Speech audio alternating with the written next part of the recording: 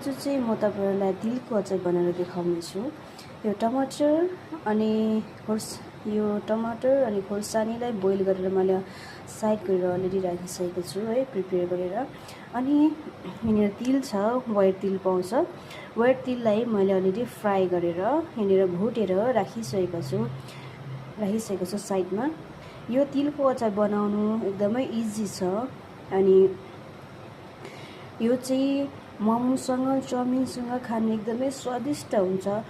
आउनुहोस् म तपाईलाई बनाएर देखाउने छु, तपाईले पनि घरमा बनाएर खानु सक्नुहुनेछ। मैले मिक्सी पनि रेडी गरिसकेको छु है। अब म यसलाई मिक्सीमा लगाउने छु। हेर्नुहोस् मैले मिक्सीमा लगाइसकेको छु। अब यसलाई म ब्लेन्ड गर्ने छु। टमाटर र खोर्सानीलाई ब्लेन्ड गर्दा यस्तो देखिन्छ है। यसलाई मेन पिस्नु पनि हुनेछ। अनि यसलाई अब म तिल एड गर्ने छु। हेर्नुहोस् मैले तिललाई एड गरिसकेको छु है।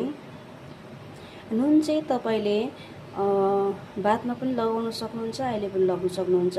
किनकि कसैले नुन कम्ती खान्छ, बादमा आफै हालेर खानु पनि सक्नुहुन्छ अनि अहिले हाल्नु पनि सक्नुहुन्छ। अहिले कतिजना प्रेसर आएको कारणले गर्दा नुनहरू कम्ती खान्छ है।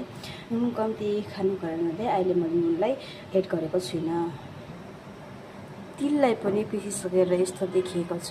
अब म तपाईलाई प्लेटिङ गरेर देखाउने छु।